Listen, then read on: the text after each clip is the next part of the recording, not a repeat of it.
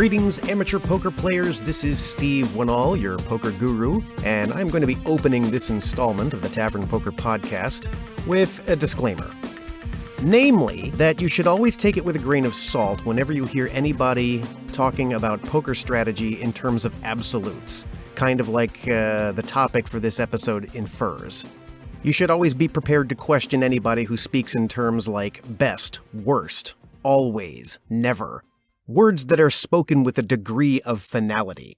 Now, obviously, sometimes we can justify those statements. For example, we know that when it comes to starting hands, pocket aces are the best. 7-deuce offsuit is the worst. When it comes to made hands, a royal flush is the best. Those are statements that are demonstrable. However, when you start talking about strategy, saying this is the best way to play it, or you should never do this, those are situations where the statements warrant a little more thought. That being said, I'm going to break my own rules as far as that's concerned, and we are going to discuss some of the worst things you can do at the poker table. Again, this is all pretty subjective, but I do have a lot of research and time at the table and experienced people who I think will back me up on this. Now, a while ago I wrote some articles on this very topic. You can find them under WordPress, just look for The Poker Guru. And in those articles, I talked about what some of the more common mistakes of amateur players were in tournament play. And I'm going to reiterate some of that here, but I've added to the list a little bit based on my experiences since then. And I'm going to discuss them here in no particular order.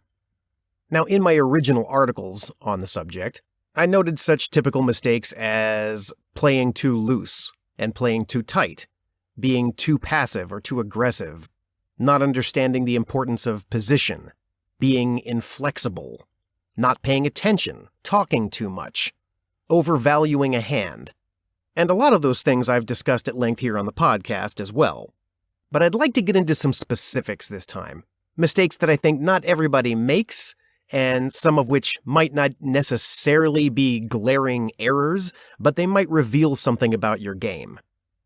And the first one I like to refer to as call, fold.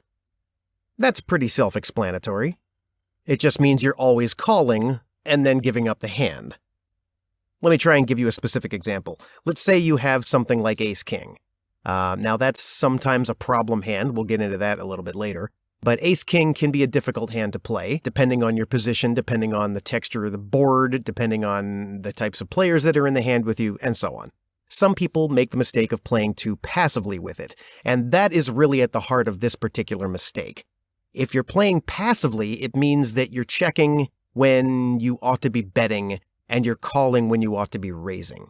So with a hand like ace-king, if someone, for example, opens up with a raise in front of you and you have ace-king behind them, and you just call, it's not always a mistake, but often it is. The mistake isn't necessarily just calling there, it's being passive with it. It's not taking advantage of your position. The same could be true if you're calling with it from out of position, but then things start to get a little muddy as far as what is and is not a mistake. Of course, all of these mistakes are going to be subjective. They depend on a great many factors. It's why I don't even like framing some of these things in terms of mistake or not, because everything is situation dependent. But in this particular example, we'll just say you called with your ace-king, and then we'll say the flop that comes out is pretty junky, and it doesn't look to have changed the board state at all, and your opponent fires another bet, and again you just call. And then the turn comes out, doesn't seem to have changed anything, your opponent bets, and you just call. All of this time we're assuming that you haven't really hit anything, but it's also very unlikely that your opponent hit anything either. So finally the river comes out, and now it looks like there could be some stronger hands out there. Maybe the board is paired. Maybe there's 3 to a flush or 3 to a straight, something like that, and your opponent makes a big bet, and you're sitting there with ace high. And so you fold. Now again, there's a lot of different factors that could lead you to play a hand this way, but generally speaking, you've made some mistakes.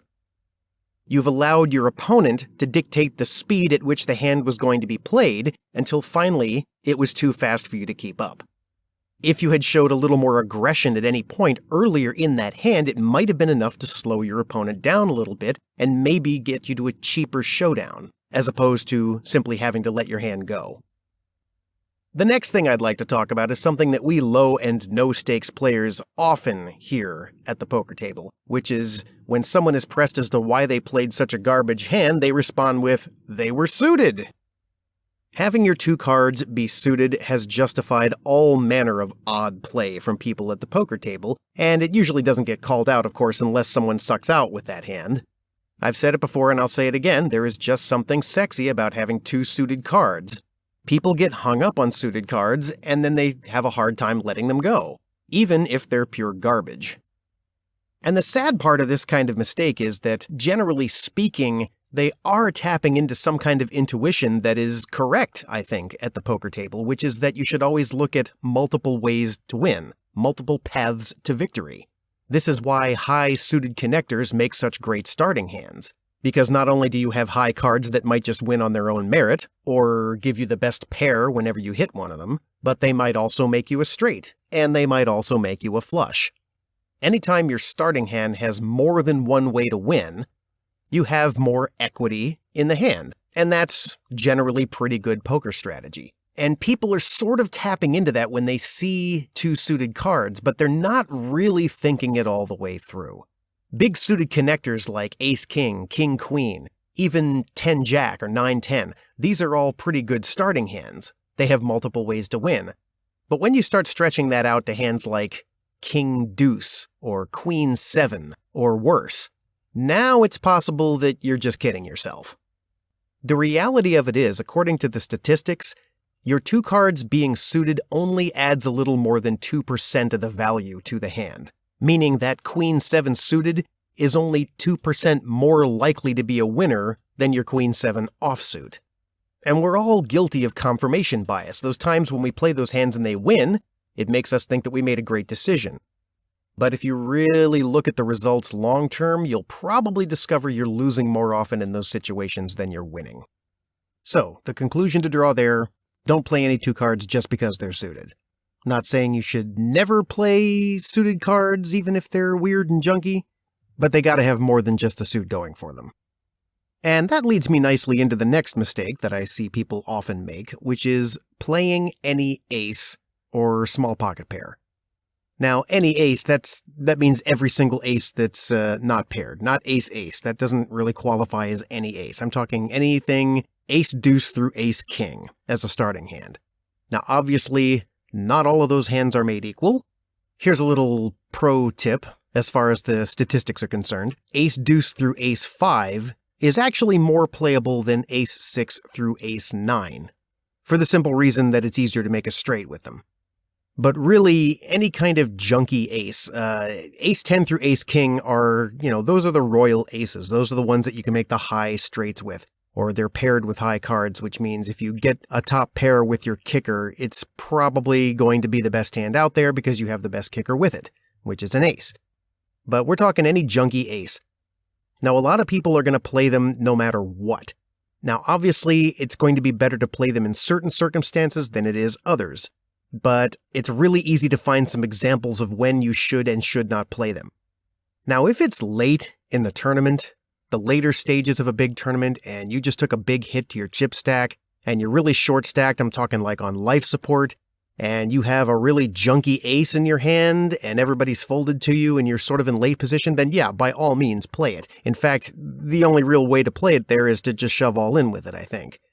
You'll either get everybody to fold, and you'll take a small pot, or someone will try and crack you, and the fact that you have the highest card might just win you the hand and let you double up. Say you're playing like ace-6 in that scenario. But let's take a look at that same hand in a different scenario. Say it's early in the tournament, or even in the middle stages of the tournament, and you're in middle position, and there's a small raise and a call ahead of you.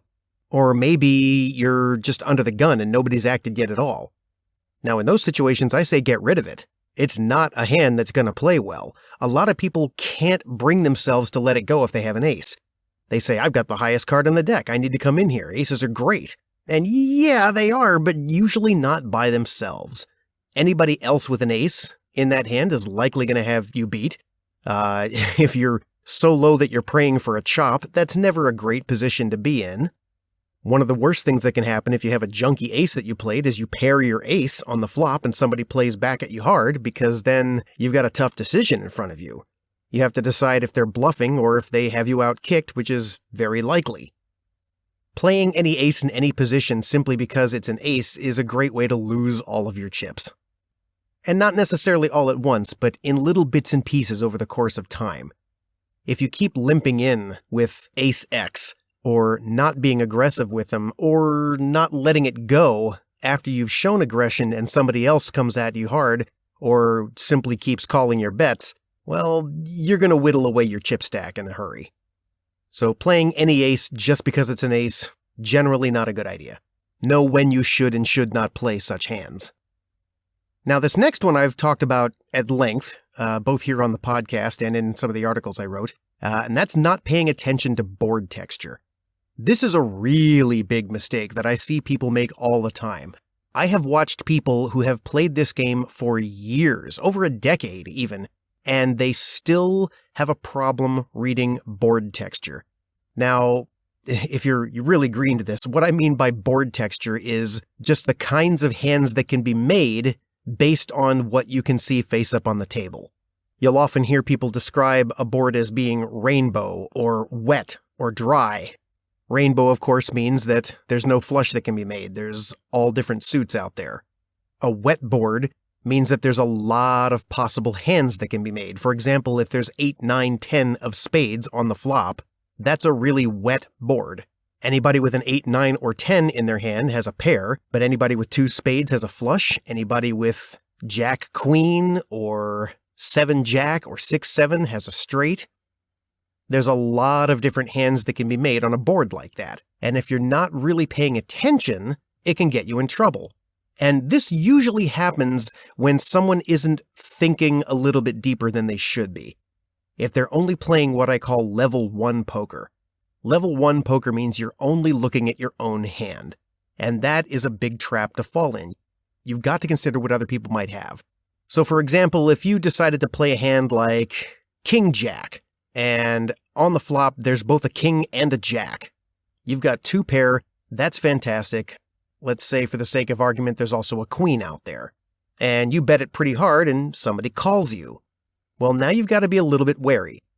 It's possible that they have something that you're ahead of, like, for example, ace king, or king 10, or even queen jack. But there is a straight draw out there. And if there's 2 to a suit out there, let's say there's 2 hearts, and a third heart hits the turn, and you bet again, and somebody calls you again, you need to start paying attention to the board texture. And if, let's say, on the river, there's a 10 that comes out, now you've got some real problems. Because you're sitting there with 2 pair, but there's 3 cards to a flush on the table, which means somebody could have a flush, and it's very possible someone has a straight as well. And a lot of people will fail to notice this.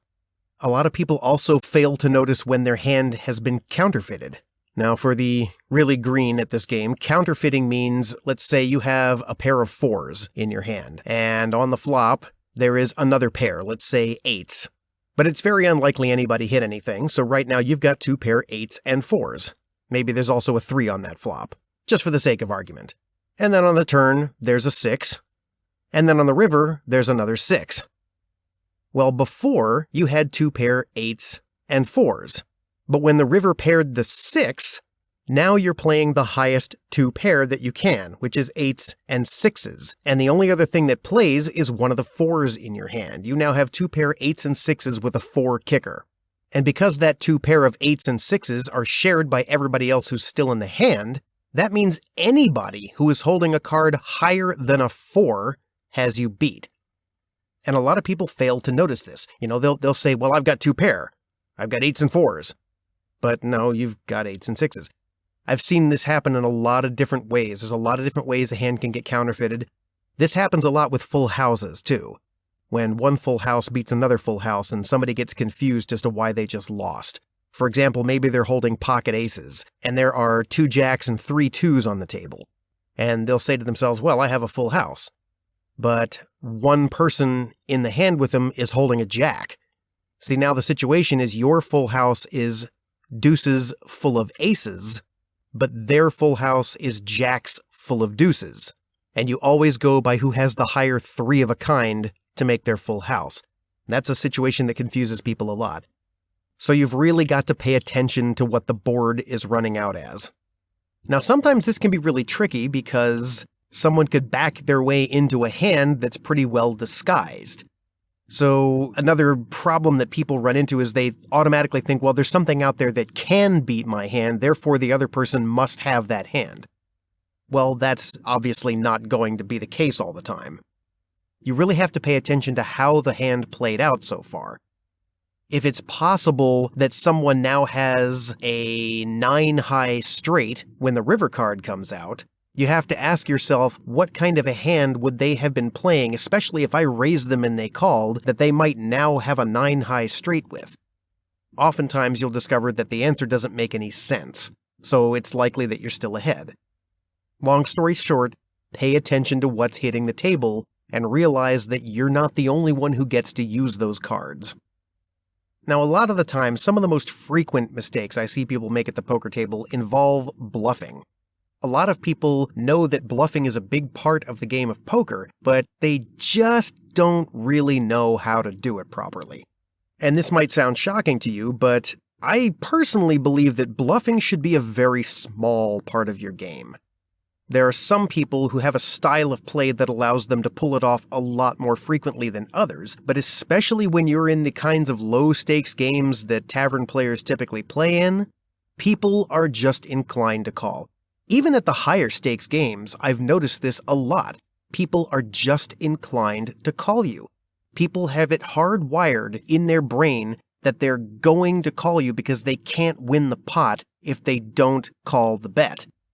And often, that will lead to a great many other mistakes, which, I'll get to in a minute. But oftentimes, a bluff isn't going to work. You have to be able to use it at the right time, in the right situation, and against the right player. So there are a lot of people who bluff way too much. That's a common mistake that I see. But this leads to one of my pet peeves that I've probably talked about here on this podcast before, and I've certainly written about it, and that is one of the biggest mistakes I believe is out there, which is bluffing an empty side pot. Now, this is something that's been a debate I've had at the poker table with a great many people, because a lot of people, especially people who are coming from cash games, they completely disagree with the idea that you shouldn't bet into a side pot. Now, in a tournament, it's very different. A tournament, you are trying to outlast people. It's not just about trying to get people to reach into their pockets and give you more money. It's not trying to play against people who are scared because, they have to have gas money to get home. It's about staying in your seat as long as possible. A poker tournament is a game of attrition. And everybody's in for more or less the same amount, unless there are rebuys, but there's going to be a set amount or a set time when people can stop rebuying. And ultimately, it comes down to survival. You're not going to get paid unless you go deep enough into the tournament. And that means it's really important to outlast people. So if you do something that inadvertently protects someone that you are trying to outlast, then technically you've made a mistake. Now, this isn't always the case. I think there are many situations where it's perfectly fine to bet into a side pot when you have an all-in player that you're trying to eliminate. Even if it's an empty side pot. If you have a hand that is so strong that you are convinced you can take out the one player by yourself, then sure, bet into that side pot. I will absolutely do that myself, because I figure I'm sending a message to the other players. I'm telling them I can take out this player by myself, or at least I think I can. And if you call me, I'm very likely going to take some chips from you. I might even take all of your chips from you. And that's not necessarily a terrible situation. Sometimes people will call you in that spot. They'll be oblivious to the message that you're sending. And so betting into a side pot when you have a really strong hand is a great way to get even more chips. After all, you don't just want to outlast other players. You want to be in the strongest position at the table. You want to have the most chips. The more chips you have, the more likely you're going to stay in the tournament. But the mistake I'm talking about is when people are bluffing. If there is nothing in the side pot to win, and you are bluffing people out of the hand, then all you are doing is keeping a player in the tournament that you are trying to outlast. As I've said before, I'm sure your best possible outcome when you bluff an empty side pot is that you win a pot containing $0. The best possible scenario is that you win nothing at all, and you just lose the money that you already put into the main pot. And from there it gets worse. Somebody calls you when you lose, and then you're in big trouble. So bluffing is something that I think people really need to carefully consider before they do. Now, for this next mistake, I'm going to talk about your feelings. Sit down with Steve, the Freud guru, for this one. This specifically pertains to people's emotional attachment to a hand. The best advice I can give you here is don't do that. Do not get emotionally invested in a hand. And this applies in more ways than one. Now, obviously, it's really hard to let certain hands go. If you have pocket aces, but it becomes obvious that they're beat, you're going to be sad to let them go, but there's going to be times where you just have to. Maybe you have a really strong starting hand pre-flop. Just a couple weeks ago, in a tournament, I had pocket queens, and there was some heavy action ahead of me, and it put me on a serious think tank for a while. I had to think about it because it's really hard to let pocket queens go pre-flop, but there were 2 all-ins ahead of me, and I let them go. I folded them face up, and sure enough, I was up against pocket kings and ace-king, and both an ace and a king hit the flop. So, as it turns out, even if I was just in a side pot with the ace-king, I still would have lost the hand. So it was the right decision to make, but sometimes it's just really hard. You have to be able to do that. You have to be able to let your emotions go and say goodbye to the hand. But it's more than that. This also happens a lot if you have a strong made hand, but there's obviously a better one out there. I can't tell you how many times I've flopped a set, but then there's 4 cards to a flush out there, and I don't have the flush and somebody else goes all in. They obviously have the flush. They obviously have my 3-of-a-kind beat. I have to let it go. You have to avoid that kind of emotional attachment. But when I'm talking about emotional attachment, investment, I'm talking about more than just your feelings toward this hand that you're holding, like if it's a strong hand. I'm also talking about your feelings about hands in general. And let me ask you this. Have you ever heard somebody say something like, man, I hate pocket jacks? I don't know about you, but I think I hear that at least once per tournament. Every tournament I play, I will hear somebody say something like, I hate this hand. And they're never talking about a bad starting hand. Ever. The hands people say they, quote, hate are things like pocket jacks, pocket aces, ace-king, ace-queen. I hear it about all the strongest possible starting hands. You never hear people say, man, I hate 7-deuce offsuit. Well, that's because it's kind of implied that you hate 7-deuce offsuit. 7-deuce offsuit is the worst possible starting hand. People aren't going to listen to you gripe about that with any degree of shock or surprise. Well, duh, of course you hate 7-deuce offsuit. It's a terrible hand. You're not saying anything new here. But see, people don't complain about the awful hands because they don't play the awful hands. And when they do play the awful hands, they don't really expect to win with them, so they're not disappointed when they lose.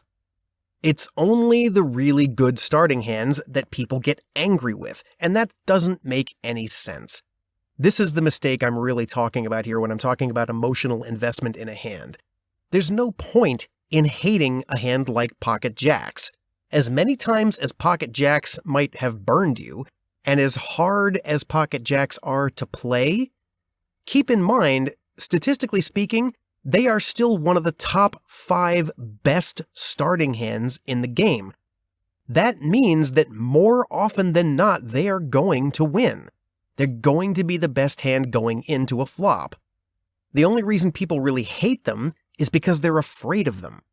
They're afraid they're going to have a hard decision because most of the time they will. Something like 52% of the time, if you've got pocket jacks, an ace, king, or queen is going to end up on the flop. That's a coin flip. That means 50% of the time, you're probably going to have a hard decision with them, and people don't like having hard decisions in this game. So they end up hating the hand. One of my favorite situations I ever wound up in was a big, huge Maryland State Regional. It was early in the tournament, and I remember a lot of people were doing the typical, another mistake I see, which is limp in, limp in, limp in.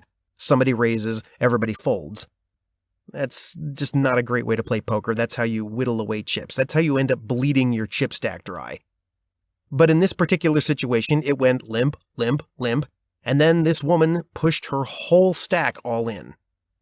Now, to put this in perspective, the blinds at that point were 200 and 400, and the average chip stack was around 15 to 20,000.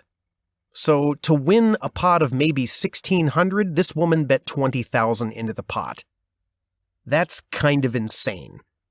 Now, it's a great way to maybe pick up a bunch of little chips, but, if somebody calls you there, if somebody wakes up with a really strong hand, you're going to get called, and then you're putting yourself at risk way early in the tournament. That's another mistake. But when everybody folded in this particular hand, she tabled her hand and showed pocket aces. And she dragged in her small little pot and immediately began talking about how she hates pocket aces. She, gets burned by them all the time. And so she's going to play them the same way every time. She says, I'm just going to shove all in every time I have aces because I hate them. Well, that's just silly. Why are you going to hate the best possible starting hand? Now, this is obviously the result of some kind of confirmation bias. She probably got beat with them a lot. My sense is that either she just got very unlucky a few times, and she hadn't been playing them enough to really look long-term and realize that she was winning with them more often than she was losing. People tend to remember the bad things more than the good things, because strong emotions burn themselves into our brain. It could also be that she'd been playing them very badly, that she was playing them too passively and letting people catch up to her. And so she overcompensated and went in the other direction and way overplayed them, which is also a mistake because then you're costing yourself some value, which was certainly what happened in this hand. But she wound up shoving all in with them, and when everybody folded, she showed them and said, I hate them and I'll play them the same way every time. Well, that wound up being another mistake of hers because I was able to use that to my advantage on her later on in the tournament when she made a big pre-flop raise while I was holding pocket jacks, another one I was just talking about. And it wasn't her whole stack, but it made me realize she's definitely got a strong hand there that could be better than my jacks, but she didn't push all in with it like she did with the aces, which of course she declared she will play them the same way every time. That allowed me to whittle her hand down to pocket kings or queens. And when the flop came out, and there was no ace, and there was no jack for me, my hand didn't improve, and she then shoved all in, I immediately realized my jacks were no good, because I could reliably put her on either kings or queens. So I folded my jacks face up, and then she turned over pocket queens, showing that I was absolutely right. So there's a number of mistakes that you can pick apart in how that interaction went. But the long story short there is don't get emotionally attached to a really strong hand, and don't hate something just because it's a strong hand, because that doesn't make any sense. It's just kind of an excuse to not play them the way they need to be played. Now, we've already talked about over-bluffing, but now I want to talk about over-calling. Now, that was sort of the first mistake that I was talking about, which was call, fold. But this is a little bit different. Like I said, people just love to call. They have it in their head that they're not going to win the pot unless they call. But they are still playing at that level 1 poker I was talking about, which is only thinking about what they have and not taking a moment to consider what the other person might have. And I can't tell you how many terrible calls I have seen people make in the name of just gambling and calling because they're not thinking about what else could be out there. If I had a $100 poker chip for every single time I have seen someone call off all of their chips for their tournament life holding nothing better than ace high, I would have well more than a starting stack at the main event of the World Series of Poker. And the big excuse that I hear people make whenever they make these calls is something like, I thought they were bluffing, or I put you on this. Well, the problem with that is if you've made a bad call with a hand because you thought somebody was bluffing and you can't beat a bluff, why are you calling? If you have nothing but ace high and someone has just put you on a decision for your tournament life, wait a minute, just stop and think for a minute. What are you beating? What are you ahead of there? You're on a hand that could be beaten by ace high. I mean, someone has to be bluffing in that situation. But I mean, I've seen people say that even when they don't have something as well as ace high. I've seen people do it with jack high. I've seen people do it with 10 high. They have a busted straight or a busted flush, but they call somebody's riverbed anyway because they thought the other person was bluffing. Like, what outcome are you hoping for there? That they were bluffing with 9 high? I've also seen someone call with bottom pair, and, they're shocked when someone turns over a hand that didn't hit but was a lot stronger than their starting hand, or maybe someone just had second pair, and they'll usually say something like, well, I put you on ace-king. Well, if you can't beat ace-king, but that's the specific hand you put them on, again, why did you call? That doesn't make a whole lot of sense. You've got to step up your game to that second level of thinking. Always ask yourself 2 questions before you start reaching for your chips to just go on autopilot and make a call. Ask, first off, what do I have? How strong is my hand?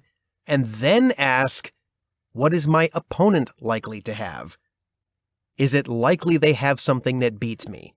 You've got to ask those 2 questions before you just go on autopilot and make a bad call. And there's a whole lot more mistakes that we can talk about. Like I said, I've written a lot about some of these things, specifically about people not being able to use aggression right, or people playing it too passively, that kind of thing. Talking too much at the table. I think you can talk yourself right into some bad situations at the poker table. But we don't have time to talk about all of them on this episode. But there is one more I'd really like to discuss, because I think this particular mistake is at the heart of poker. And if it's something that you can figure out, then you might just figure out the whole game of poker. It's something that I constantly work on. It's something I think I'll probably be working on for the rest of my life, especially when it comes to adjusting to different types of games.